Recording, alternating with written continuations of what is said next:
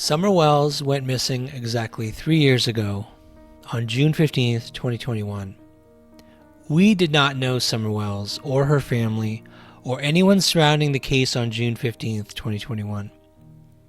Like many people, we were surprised by the Amber Alert, but knowing there was little we could do to help, and having very busy lives, we silenced the alert and moved on with our day. I can't speak for Jen, but I know, like many people, I was somewhat self-absorbed. I was searching for my own happiness and things I could do for myself, improving my health, reading self-improvement books, improving our land, and other things. But it took one of those things, just one, the decision to start sharing the beauty of my hikes with other people, my disabled brother, and the rest of my family, to change the way I think about life in general. It was one of the first decisions I made to invest time in something for the enjoyment of other people that eventually lit a little spark that led Jen and I to Summer Wells. Learning about Summer Wells kept giving me flashbacks to my own childhood, my annoying sister who would constantly harass me. So I'd tell her to shut up or push her, accidentally hurting her sometimes, which inevitably led to retribution from my mother. I could see Summer being the little sister, being annoying, but oh boy, I bet that child could stand her ground when she had to. In Summer's photos, I saw my youngest daughter, with golden hair and cheeks stained by slushies or candy, hair and clothes filled with dirt from rolling around outside with our dogs. Summer's story is one of Rogersville, Tennessee, and it's a story that deepens the reputation of Beech Creek as a scary and terrible place. Yet when you meet people from Beech Creek, and Rogersville in general, you learn a different story. You meet good people, you encounter Southern hospitality, and you're approached with a handshake and a smile. People are good here. But yes, there are some bad people. There are people who hurt children, but that isn't what Tennessee or Kingsport or Rogersville or all of the Tri-Cities stands for. I've had countless late-night conversations with locals who reach out to share how badly they want this baby found. I've heard locals holding back tears when talking about a child that some of them never even knew before she disappeared. But she's still one of our own. She's a local child and part of the community, and she's lost. And any lost child in this community leaves a gaping, painful hole that will never be filled until she's found or until justice is served.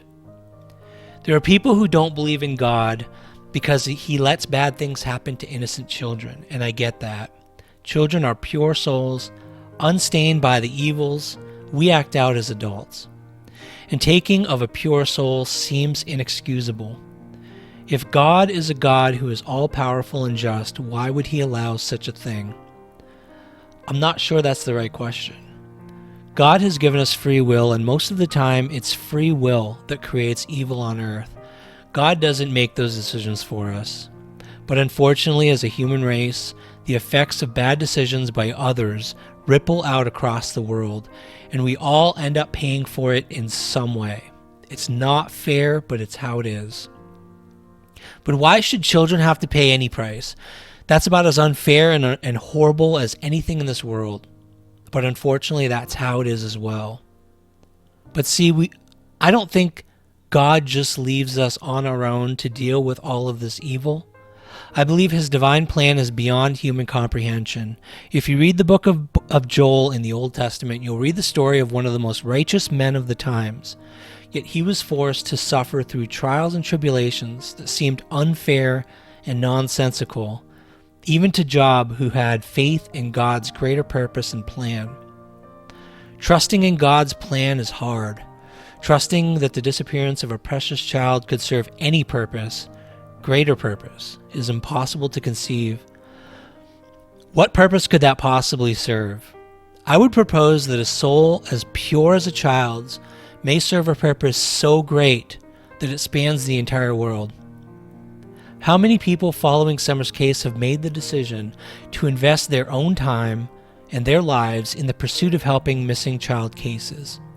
How many people across the world, mind you, hug their children more and appreciate what they have rather than taking it all for granted?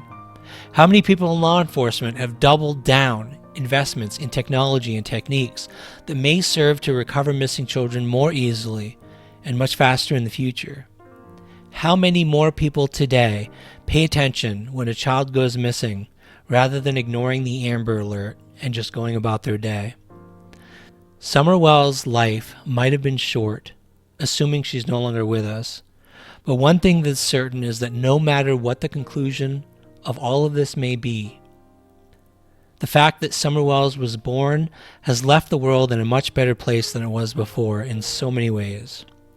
Thank you all for listening, and let's pray that this next year will be the year that Summer Wells finally gets the justice that she deserves.